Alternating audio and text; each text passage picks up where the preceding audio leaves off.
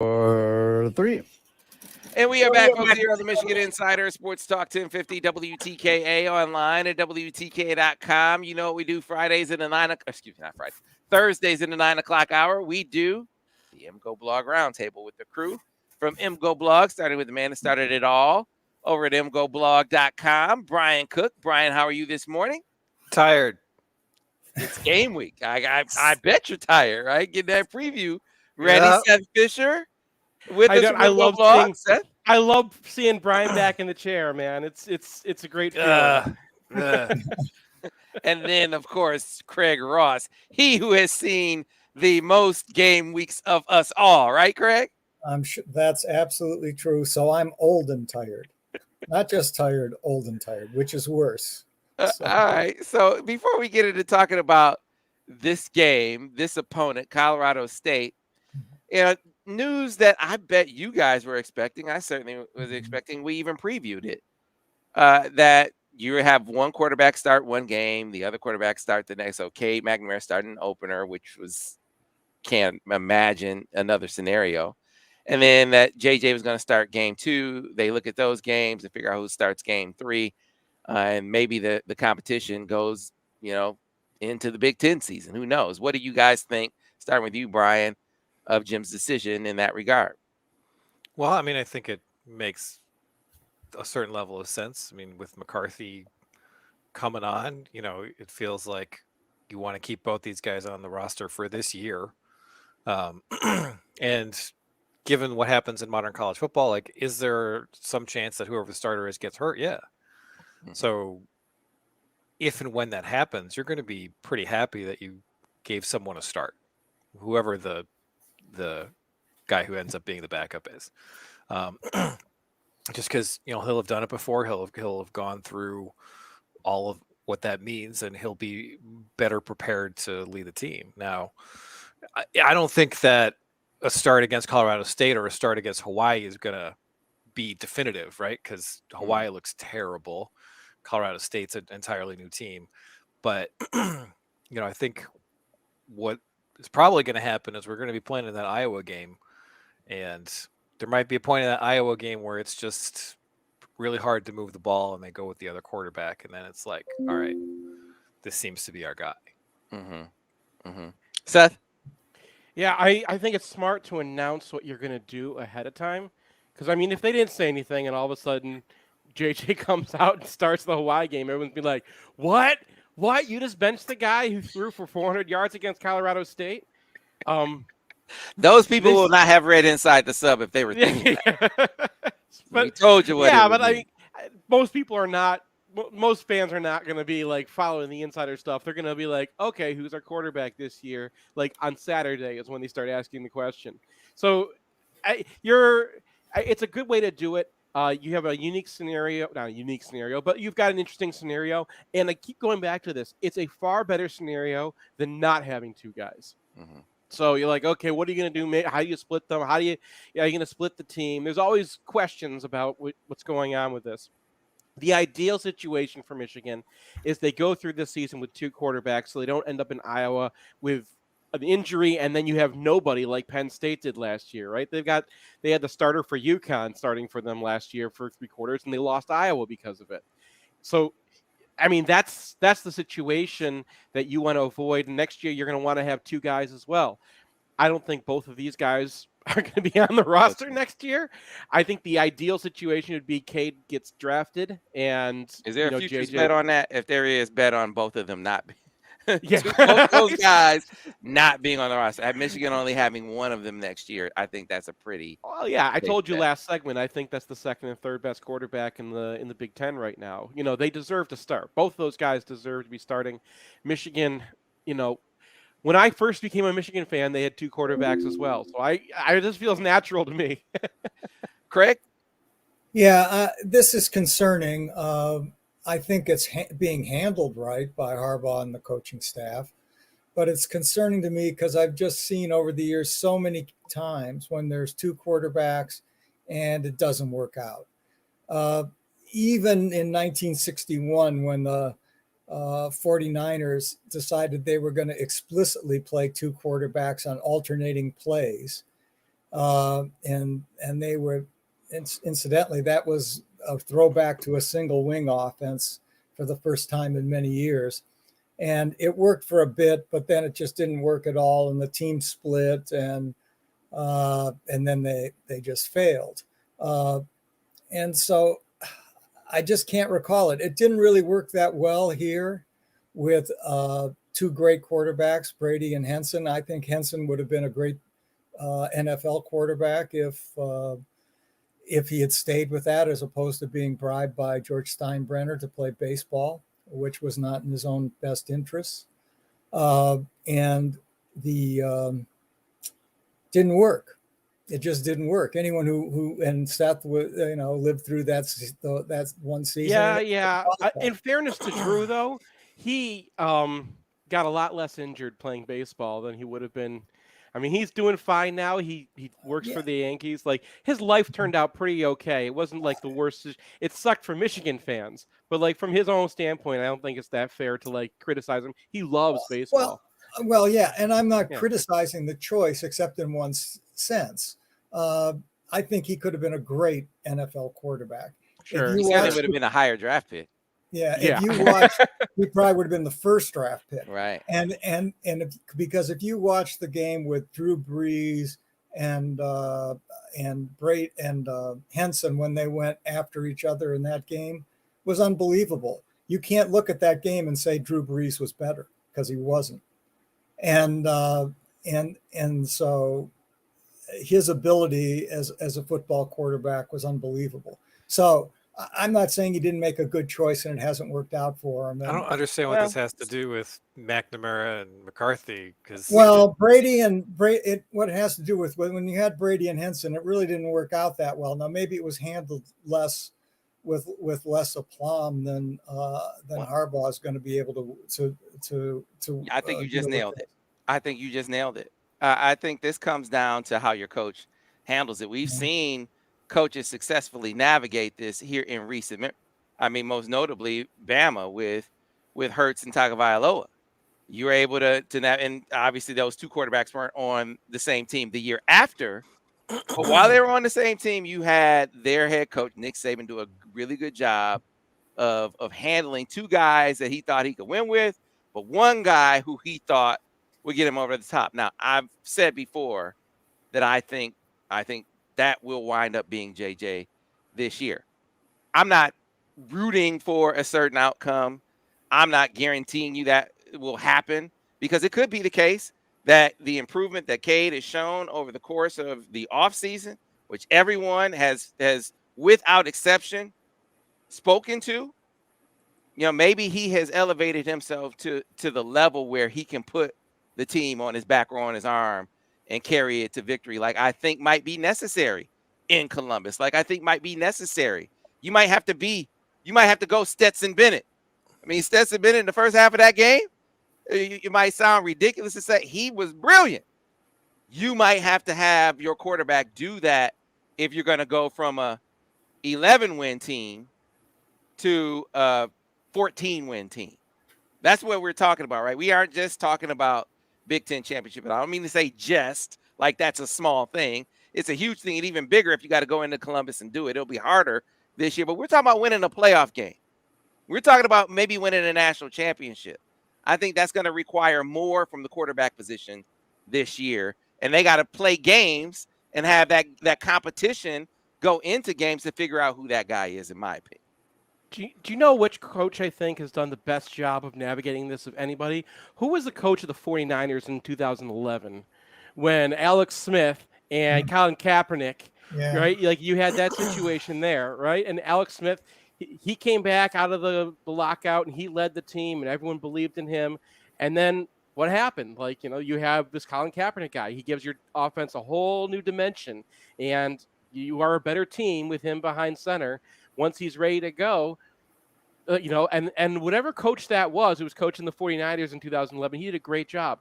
Another coach who did a great job was the guy at Stanford when Andrew Luck was coming up, right? They beat USC with Tavita Pritchard. There's your guy, right? That dude actually managed to do it. Now, he wasn't a great quarterback, but Andrew Luck gets ready, He has his freshman season. He doesn't play. He comes out the next year and like, okay, this guy can play. And he navigated that well too. Whoever that coach is, they should figure out who he is, talk to him, and see how he did it. But I don't want to make it sound like I don't think your concerns are invalid, Craig. I think it's a valid concern based on history. Absolutely. What are they But I supposed think- to do? Kick one of the kids off the team? Like, No, Right, but I think what the concern you express is why it had to be this way. Is why you had to go into games, into the season, play games, and let that be a part of the competition. Because let's say you think JJ is the guy. I'm not saying that Jim thinks that. You can't make him the guy in camp. You cannot make him the guy in camp for the reason that you express. Guys got to see it, and they got to see it in game action for it not to be what you're talking about, for it not to be the roster being split. They got to see, okay, this dude is the one that can get us over the top.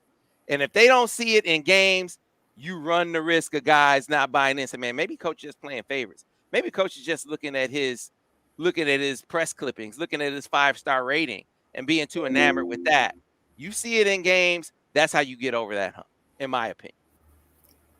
well, I agree. I mean, and so far, I have no criticism of the way Harbaugh, the coaching staff, has handled quarterbacks. I just don't, and it's not like, as Brian suggests, they can actually do anything in some sense beyond what they've done. It's just that it's a very difficult situation. It's difficult for the kids. it's not a difficult situation. I think it is. No, it's not a difficult. Like this is like, okay, we have a really good backup quarterback, and that's a problem. It's not a problem. It's a good thing. We'll see. They actually did it successfully they played successfully last year. Yeah, It isn't. I mean, it Now- isn't like I just can't get behind the idea that okay, there's a really good backup option. A quarterback is a problem for the team. So, Like, well, this gets If to the the next season question. falls apart, it's not going to be because like the quarterbacks got mad at each other and threw ketchup on each other's shirt. They're not 12. that's probably true. Right. So this gets to my next question, though, and we'll start with you, Brian. So, what does being the guy mean? So you get the number one job. You're the number one quarterback. You've officially been named that guy after the Iowa game. What Yeah. does that mean moving forward? It means you're the starting quarterback. I don't know what So what I mean is, does that mean what it meant for Tom Brady after the Michigan State game? Fam, when we're he was fans, the guy, man. and We you don't didn't really know. see Drew Henson as much. We don't Nearly as who much, on this I think. panel is going to know the answer to that? We're fans, right? We don't I'm know. asking you Like, what you think. What do you Well, think I it just- will mean? All right. Well, so I think it's got a different answer depending on who it is. Because if it's JJ McCarthy, I think it's just going to be JJ McCarthy. If it's McNamara, I think McCarthy still brings that running element that you could see him on the field in certain packages, particularly in the red zone. Because last year, Michigan was not good in the red zone, despite having Hassan Haskins. And this year, they have a question mark at their power back spot. And evening up those numbers, playing 11 on 11 in the red zone, it could be something that they continue to want to explore. But if it is McCarthy, like I think there's not going to be a situation where it's like, oh, it's a 2-minute drill, we'll bring in McNamara. Because if it is McCarthy, they got to be close enough in terms of throwing the ball that's not going to make sense. yeah, Greg? I mean, Or Seth? sorry, Whoever? I'm sorry. There's the situation. If it's McCarthy, I think you're right. They have to see it on the field for the players to get behind it because McNamara's been leading this team and led them to a big championship, and they believe in that guy. And if it's McNamara, I mean, let's not just like throw out the possibility of that result, Absolutely. right? Like he plays, and he looks like he's better than CJ Stroud. And it's hard to tell against these teams because you could, someone who's not a very good quarterback could look way better than CJ Stroud against the secondaries we're going to be going up against soon. But let's say McNamara is obviously the better quarterback in these games, right? Like JJ just throws some interceptions, something like that. You sit down McNamara in the office afterwards and say, "You're my starting quarterback this year. You're going to lead this team again, and next year you're going to the NFL because I need to have JJ stick around next year, and I know I'm not going to get it from you. So either way, man, I need you to take us all the way, and I'm going to get you drafted, and that's going to be the conversation." Yeah, my concern goes back, the question is, what is the harm in having a great backup quarterback? And in some contexts, yeah, that's right. But was Brady as good as he could be when he was looking over his shoulder at Drew Henson? No. Was Henson as good as he could be when he was looking over his shoulder at Tom Brady? No. And so the last time it happened, it didn't work. They were both worse. And so that's my concern. Now, maybe that won't happen this year. Maybe Harbaugh will handle it and the team will handle it reasonably. I hope so. That's for sure. I mean, I think I agree with all of you that next year, one of those two guys is unlikely to be in Ann Arbor. But that's I think there's some revisionist history with 1999 about whether Tom Brady would have been. The problem with Tom Brady in early 1999, and problem with Henson too a little bit, was that the offensive line kept on getting injured. Right, they lost David Brandt for a while. That's fair. They had Adam Atkins starting. Yeah. It was the 2000 line that everyone remembers so well. Half of them were not even available for that game, for that season. Fair point. Point. Yeah, we'll say, and to your point, to get off of this topic, first 2 weeks of camp, while you heard the quarterback battle was close, and I heard it was close, I heard that Cade had outperformed JJ over the first couple of weeks of camp. And then it started to go more back and forth the second half of camp. It started to be more, what we expect to see from these guys as we get into the season, with one guy had a great practice, next day the other guy had a better practice. And we'll see if they separate. And that makes sense based on the fact that JJ missed the spring. So now we get it, the rubber hits the road a little bit against the cupcakes in the non-conference, and it really hits the road once you get into conference play, especially in Iowa City. Any words yet? Is that going to be a night game? You guys have some. Is it going to be a night game? What do you think? No one's told me. No idea. All right, so let's get into talking Colorado State, fellas. Colorado State, the Rams, gone is Steve Adazio. How did he ever get that job in the first place? Jay Norvell comes over and takes over in league, makes an in-league hop, and is charged with bringing Colorado State up. The question is, will he bring them up this year to some sort of respectability? Doesn't seem like they're much of a chance of that against Michigan. Brian, am I off base? Yeah, no. What's the spread here? It's like 35 30. I mean, they were pretty trash last year, and they brought in a ton of transfers, so you never really know what you're going to get from these teams. But the chances that they're able to radically reshape what they are and win in Ann Arbor, stay competitive, is distant. It's a distant thought at best. Yeah. I have some thought. I mean, Colorado State was actually competitive the first 6 games of last year. They were 3-3. They beat Toledo at Toledo, and Toledo really beat Notre Dame at Notre Dame. So Toledo wasn't a trash team. And they also played Iowa even at Iowa. That was a 24-14 game. Both teams gained about 250 to 275 yards. So neither team really moved the ball all that well. Then they completely fell apart. They lost their last 6 games. Many of them were close. Most of them were close. And then they lost 52-10 to Reno, Nevada in the last game. So what they did was they said, okay, we're hiring that coach and bringing in a lot of his players, which is what they did. So to some extent, I would say, and I spent all week on this joke, that Colorado State is wolves in sheep's clothing. And in that, pardon me? I think you spent all week on it. Well, not a great workshopping joke. it. You're your test audience. Yeah. So test audience. So in any event, I don't know. exactly. And we do know they're going to throw the ball a lot. They're playing the air raid. They're going to throw it deep a lot. Whether they can actually protect their quarterback, who's a redshirt freshman. And I think he's from Nevada.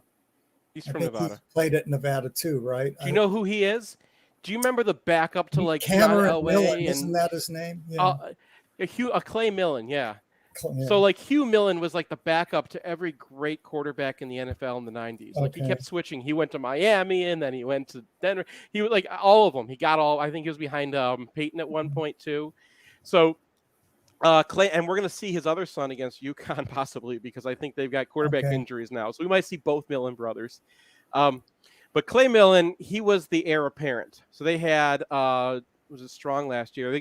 The guy who was he wasn't drafted, but he looked like he was, a very good, efficient air raid quarterback. And Clay Millen was the redshirt guy, the guy redshirting, but he played in 2 games, threw 2 passes, and he was the guy they were preparing for it. He walked in, he transferred along with like 11 other guys, the starting center, the guard, the entire special teams, the best player on defense, the slot receiver. He's actually the guy to worry about is Melcon Stovall.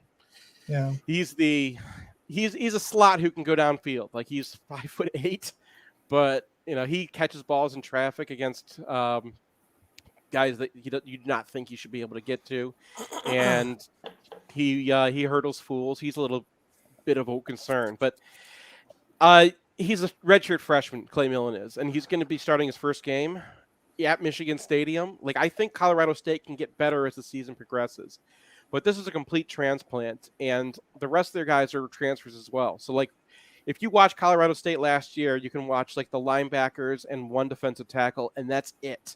Like, nobody else on that team is really relevant. Even the starting receivers got pushed back by Nevada starting receivers.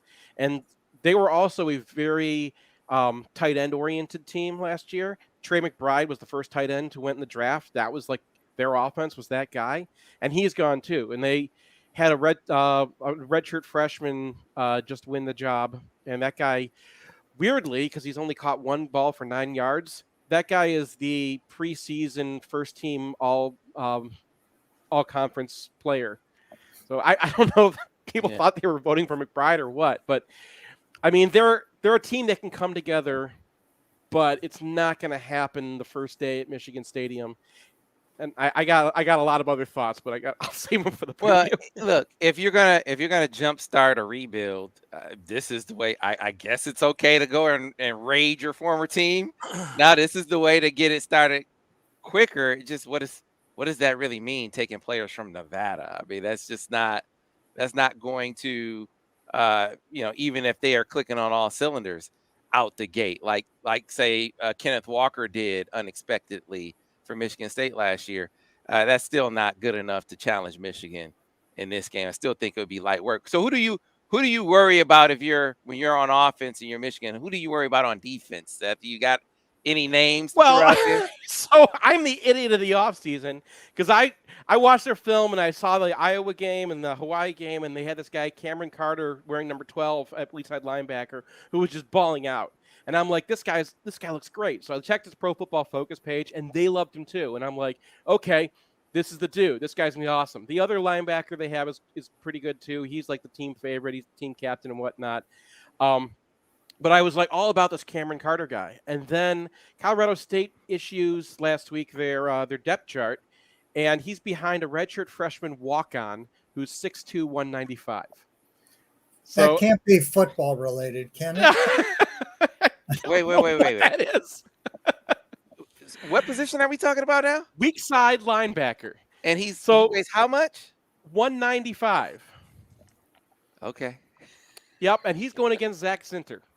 Okay. So I kind of think that they're going to Rutgers this. They have Rutgers' old defensive end, C.J. Onyechi.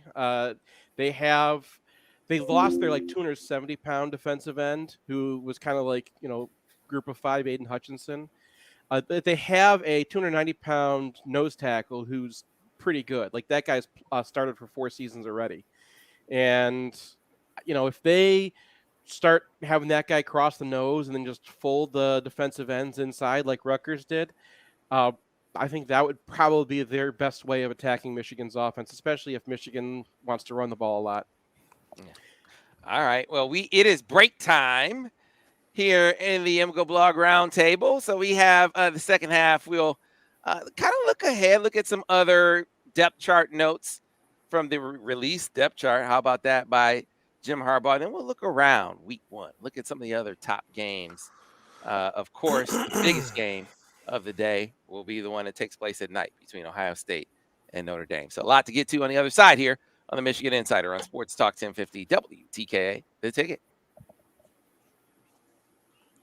Clear on the radio. All right, let's get to some of these comments, as people have been very active. Oh, really? In the comments section. Jim's decision is brilliant. Yeah. All right. Let's keep on going.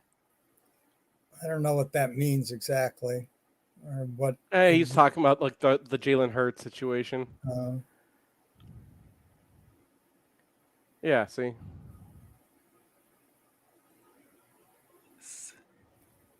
When did Ohio State switch their quarterback? They had injuries. Well, that was it. They didn't switch any quarterbacks. They had two guys get injured. Yeah, we were not reading the questions on the radio, so this segment's going to be terrible if I include it on the MGoBlog. Oh, I'm sorry. I'm sorry. So yeah, I wasn't accounting for you putting them on the podcast. So I'll start reading them. It's a very visual podcast. Nate Trader, okay. True starter emerges in Maryland game and ends up starting at Iowa. I think they're going to decimate the Maryland. I think both guys are still going to do so well in those games that the real test, the real separator, will be at Iowa. I just hope it's not at Iowa at night. I mean, someone kept on saying it was going to be noon, and I was like, "Is that real?" All right, here's one from Brian. Brian, how many years have we not had a quarterback? Now we have 2, and that's a problem. Well, yeah, it's a fair point, and of course, you'd rather have 2 good quarterbacks than no good quarterback. That's for sure. So that's certainly a reasonable point of view. I just worry because it sure looks like Brady Henson to me, and that didn't work as well as it could. We had 2 good quarterbacks then, and it didn't work. I admit maybe for that other quarterback's reasons. a little different than running back, right? Mm-hmm. Like Michigan State fans last year be like, I'd rather have Kenneth Walker than Blake Corum and Anderson Haskins, and I was like, well, you do you, man, because I'd rather have 2 of those guys. But like I think there's probably something to said for quarterback where the locker room could split. There are dangers, but like, you know, it's a much better situation than not having 2 great quarterbacks. Sure. I mean, it's a navigable situation. This says, sounds like we're going to see more base 3-4 with Mozzie Jenkins and Graham with their hands in the dirt, and Morris and Harrell on the edges. I don't know about that. I mean, this is Seth's ballpark. Oh, it's just about who you're facing. You know, the teams that you're going to face who use 2 tight ends are Iowa, Michigan State, and sometimes Penn State. Like you're not going to see a lot of Illinois. You'll see that against Illinois. Yeah, I think, you know, it's interesting, the wording. He said it looks like we're going to see more base 3-4. I think what Jim said is that's their base. And he didn't necessarily say you're going to see more of their base. He just said that is their base. So I agree. It was their base last year too. It's opponent dependent. All right, so now we get other comments like this one. Man, it's late nights and early mornings. You look good, Sam. Late nights and early mornings, man. Yeah, this guy just went out and saw Nichols Harbor during the week that like everyone is asking the question, how's back the on the radio on 30, Sam guys. is like the world's leading expert on how's the team look. Like, give the man a break. So is Nicholas Harbor really going to end up at South Carolina? Is that? I don't think. Well, his track coach is. I've talked to her a lot about it. She just doesn't think so. Okay. She does not think so. It's the last place he went, and it's the only It's the only school other than Maryland that both of his parents have seen so far. So The word is that Stand by, guys. the Link kid killed it in that game. I wouldn't say he killed it. He did well. He Oh, did is that well. I right? wouldn't say he killed it. Okay. Going back on the radio in 5, 4, 3. And we are back here on the Michigan Insider, Sports Talk 1050 WTKA, online at WTK.com. It is MGoBlog Roundtable, Part 2. Brian Cook, Craig Ross, and Seth Fisher back in the metaphorical building. I said before the break, let's talk depth chart. If you followed us on the Inside the Sub series, you sort of expected for the quarterback thing to happen, and you should have expected Mason Graham to be a guy who would be in the rotation as a true freshman defensive lineman. I guess I was even a little caught off guard that he is listed as a starter. Guys, that for a freshman, even a freshman early enrollee, Brian, that is impressive. Well, I mean, we do have to take into account that Jim Harbaugh named about 20 starters on defense. So that's something that I think is a good idea. It's very clever to be like, yeah, he's a starter, he's a starter, he's a starter, he's a starter, and he's a starter. So nobody can be upset about not being a starter. But, Graham is a guy who, as soon as he popped up on the recruiting radar, I was like, this is the dude.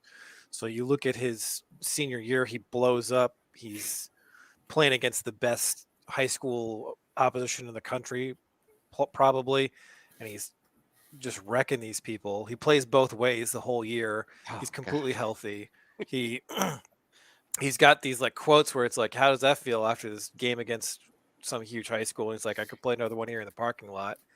And guys like that do not move up enough sometimes, because you have the kid who's committed to Boise State, and like Aiden Hutchinson was the same way, right? When Aiden Hutchinson committed, he was a stick, and they rightfully didn't rank him very high. And then he showed up at his all-star game. He was 50 pounds heavier, and he crushed it, and he moved up a bunch. But did he move up enough? No. Was he a 5-star? No. Should he have been? Yes.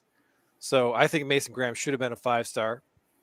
And I'm not entirely surprised that he's done this so far. Now, I don't expect him to be like good right away because he's a defensive tackle, and that literally never happens. Like, you can take any 5-star defensive tackle and you look at their freshman season in college, and they don't do much. So I don't really think that he's going to be an impact player, and I don't think he's really going to be a starter except against a couple teams, Iowa, Michigan State, Illinois. But I think next year he's set to take off, and I think Michigan's going to need him to take off next year because I don't think Mozzie Smith's going to be around either. So, I think they got 2 hits at defensive tackle, which is extremely important because honestly, I think that's the most important position on defense. And the way those guys get recruited these days, it's been very hard for Michigan to get in 5-stars and high 4-stars on a consistent basis, and they've had to kind of make do. But when you get a Mozzie Smith in state and you're able to lock him down, well, I think you're going to see why defensive tackle is a spot where recruiting rankings are very important. And I think Mason Graham's going to be the same way. Yeah, I went to see them play Mater Dei last year. And, I mean, Mater Dei is a big-time national program. And that dude played every snap both ways. And his energy was unmatched. It was unbelievable. Just the sheer effort that he maintained over the course of the game was one of the most impressive things I've seen. Yeah, and in a high school football field. That's one of the things that holds back freshman defensive tackles, right? So Mozzie shows up on campus, and the word out of practice is like, yeah, he can go hard for like 2 snaps, and then he's toast, and that's not going to happen with Mason Graham. People are keeping talking up Kenneth Grant, but Kenneth Grant's 350 pounds, 360 pounds. He's going to be in that boat. Like, he's not going to be able to go for 5, 6, 7 snaps at a time. Mason Graham will, if it comes to that. And then he's probably going to be between Mike Morris and Mozzie Smith. So when he is on the field, I don't think he's getting doubled. Because you want to single up Mozzie Smith, that's not going to go very well this year. So I think that it's a little bit alarming to have a true freshman as a quasi starter on your defensive line, but given the situation, I think he'll cope just fine. Yeah, keep Yeah, in mind any other depth chart notes that you saw there, Seth? I just wanted to throw something about Mason Graham real quick, because the last 6 months he's been practicing against Zach Zinter and Olu Olutimi and Trevor Keegan, who are three of the best interior linemen in the country. So it's not just California competition that he's seen now, and the coaches are grading him against those guys. And we saw in the spring game, like he drew a hold against Olu, and no one else was getting anything against that guy. And you see how the team's been talking about him. So I'm transitioning this to the offensive line because that was the piece that I wrote for the preview this year. But man, like the offensive line, Zinter was a second-year player last year. So like the third year is usually when offensive linemen take off. And his freshman year was the COVID year. So that was barely a season in itself. So, and then last year he was playing with a club on his hand. Yeah. So like that guy, fully formed. When you like the last half of the season last year, he was awesome. Trevor Keegan has lost a lot of weight, which is I think an interesting thing that we haven't talked about much. That every offensive line starter lost weight this offseason. And it makes me wonder, because Stuber's gone, you're not going to run zone with Stuber. But they did like to have a stretch a little bit last year. They did it well because Vastardis did it well, but Stuber couldn't do it really, and Keegan couldn't really do it. But if Keegan's lost a lot of weight and the other guys are pretty agile, I mean, Ryan Hayes, pretty agile guy. Trent Jones, I mean, that's his whole thing. The guy's an athlete. Olu, I don't know how he's going to look like in that, because they didn't run a whole lot of zone at Virginia. But like, if those guys can move, now you've got a whole nother tool in the offensive line toolbox. This could be, I mean, you're returning most of a Joe Moore winning unit. This is an incredible offensive line, and really could be the engine of a fantastic offense this year. My question along these lines, and speaking of depth chart, is Khalil Mullings. Now, he's gone back and forth from running back to linebacker, and last I heard, he seems to be at linebacker. Is that right? And if that is right, the question for me is, well, do we have anyone who can in the backfield who has any ability to on pass pro? I mean, last year you had Haskins, who wasn't Mike Hart. He was good though. He was good. Yeah, and so he was good at pass pro, and this year I'm not sure if either Donovan Edwards or Blake Corum is going to do anything at pass pro, and I was hopeful that Mullings might be a pass pro third down guy. Why would you think that he would come in his first foray as a running back and be able to pick that up more than those two? Yeah, it may be a Pollyanna-ish thought. I agree, but he's bigger. He's a bigger guy, and usually bigger guys are more adept at pass pro. I mean, Debian Smith was okay. A-Train was a killer at pass pro. Bigger backs usually have. Smith was great. Mike Hart was great. Mike Hart was great, but Mike Hart was a. How do you play for Mike Hart and not be good at pass pro? And you got Freddie J in the building too. So I think those guys will be fine. I thought you were going to say short yardage, and they bristle at the nose. There's some concern there too. You've got the short yardage concern. Who bristles at what? The pass pro concern. Blake was like, hey, man, and we talked about this last week. I spoke to him about it. And the idea that they don't have a short yardage back is like Hassan was really, really good. He was an outstanding player, right? Who finally is getting his due. But let's imagine a world without Hassan Haskins in it. No one would be talking about Blake Corum and Donovan Edwards based on their high school profiles as being guys that weren't good at running between the tackles. They were actually really but you want a short yardage back, because I don't want to put mileage on Blake Corum when it's 3rd and 2. I hear you on that. That's different rationale. Well, but that's also keeping the mileage off as opposed to we don't have a guy capable of doing it. And frankly, like he can hop into small gaps and stuff, but just in terms of the consistency of like I get hit and I still move forward 2 yards, he doesn't have that. Like Hassan Haskins had that. I mean, that's true.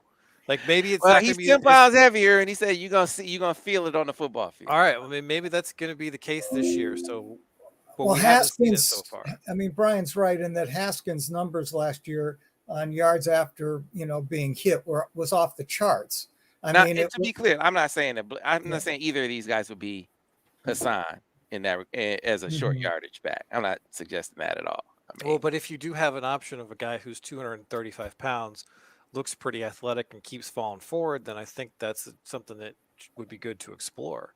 And I think that if Khalil Mullings is at linebacker, that says more about the depth at linebacker than where Mullings is probably going to be best on a football field. Yeah, because he might have to start against Colorado State because of the injury to Hill Green. So, right. So what does that tell you? That like you get one of your two starters is dinged up, so he has to sit out the opener, and the guy who's going to replace him is a guy you've been practicing at running back half the time. That tells me that they think that he should probably be a running back, but they just don't have the depth at linebacker to do that now. And, that's a problem. Like of all the spots on this year's team, linebacker depth is the one where it's just like if you lose a guy, things can go downhill very quickly. Yeah, you need Jimmy Rolder to grow up, and Jimmy Rolder had a great camp. Yeah, I mean, he was a guy.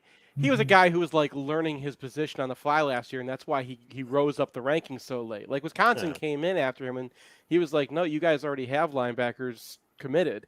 But he's a freshman linebacker. But he's true freshman saw linebacker. that last year with Olsen, like right. So we know what that looks like. Even if you're really fast, sometimes you run in the wrong direction, and that's going to happen. So, yeah, they really needed one or two of the other linebackers who washed out to stick around and just act as depth, and they don't have that. And so it kind of feels like, ideally, if they had two more linebackers who they had any confidence in, Mullings would have been a running back and a running back only for a long time. Yeah, CJ Stokes, we got a message on YouTube from Jamie Hooper, said, look out for CJ Stokes, going to be a great third back. There's been some buzz about CJ Stokes and his physicality as a runner.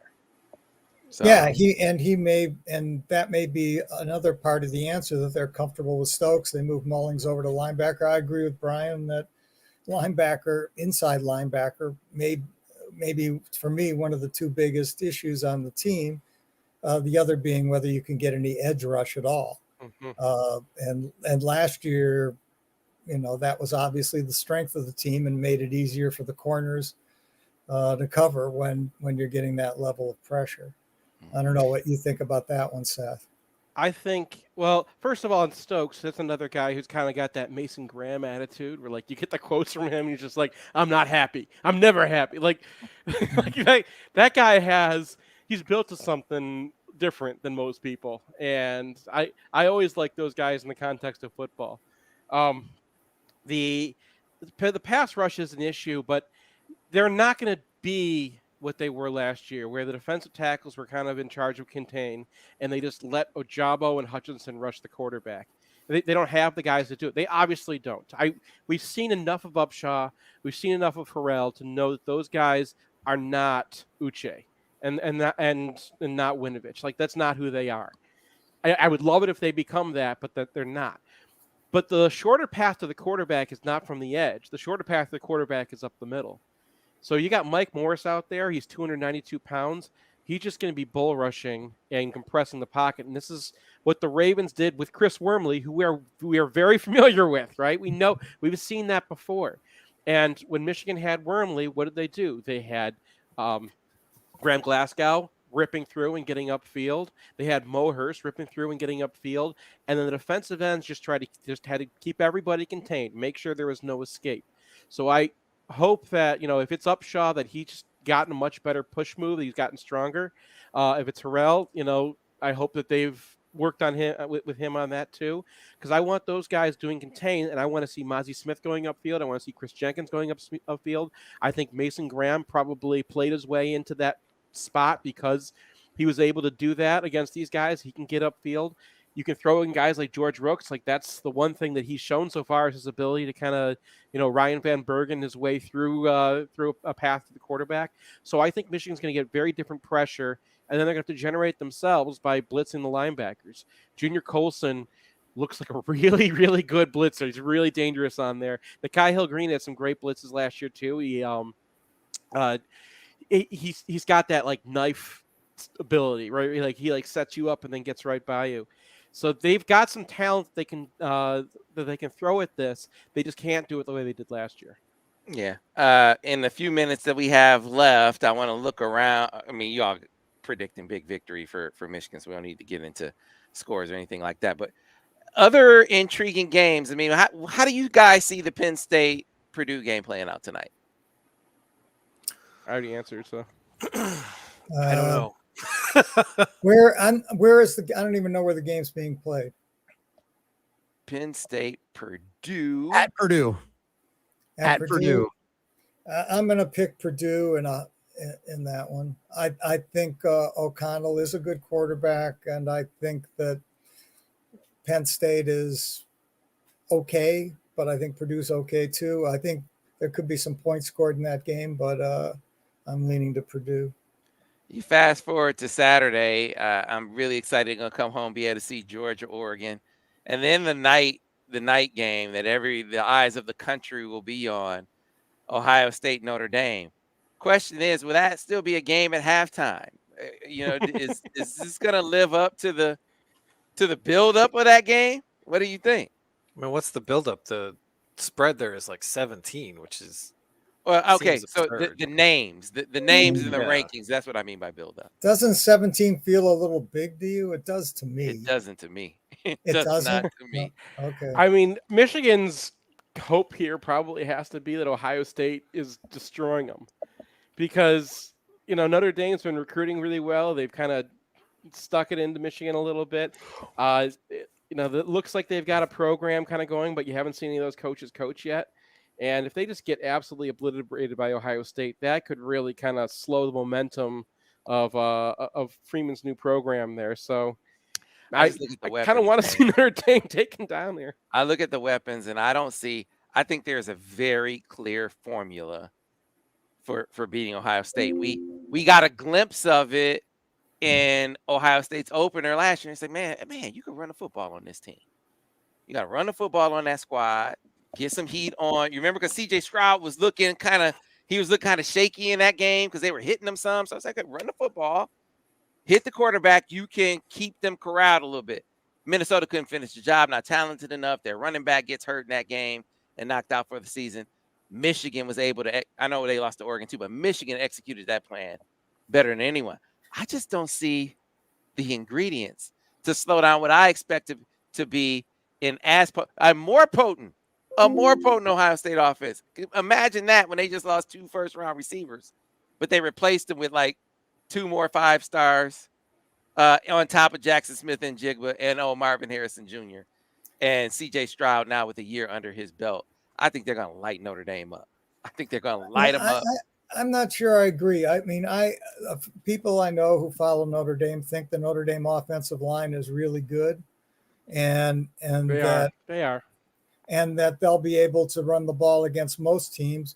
And as you point out, Sam, Ohio State was not a great run defense last year. I mean, I think how many times did Michigan pass the ball in the second half of their game last year? 4 times, maybe. Yeah, they suffered from they suffered from incompetence. Incompetent hiring for Kerry Combs, and then you try to make a move in season to a different defense. It was always set up for a good offensive team, a really good offensive team, to be able to take advantage. They at least will be competent this year. I don't expect them to go and be world beaters defensively, right? But they'll at least be a competent defense. They'll at least act like they've seen a split zone before, which I questioned at times last year. So. Will Notre Dame run the football? I imagine they will. Will they run it as effectively as Michigan? I'd be surprised. No, I'm worried that Notre Dame will do well in that game just because I don't want any momentum there. That's the. I hear you. Don't you I feel could see dirty it. rooting for Ohio State to win that game, though? Oh, absolutely dirty. But you know what? Whatever. They come. We beat them when they're undefeated in Columbus, so it'll feel even better. Yeah. I have a sort of last second question for you guys. I mean, will Nebraska fire Scott Frost on October 1st, saving themselves $7 million, and hire Urban Meyer? I saw this. We talked about it earlier. Oh, I don't know really? if this is I mean, just because this came up yesterday on a national show. I don't know if Who Dan is this? Patrick is Pretty just Dan Patrick, yeah. creating a talking point. If Urban Meyer called him and said, "Hey, mention me," Yeah. or if he just has bad sourcing. But I could see a flailing team reaching for that lifeline, thinking that it'll save them. Because you got to be feeling like, if you're a Nebraska fan, if Scott Frost can't do it, Yeah. who can? Yeah. I just don't think it's possible for Nebraska to get back to what they were. They'll never recruit LA like they did. They'll never recruit Texas like they did. They'll never have the kind of profile in a league that they did before they joined the Big Ten. And their natural recruiting ground is Nebraska. It's the Heartland region. I mean, I don't see it.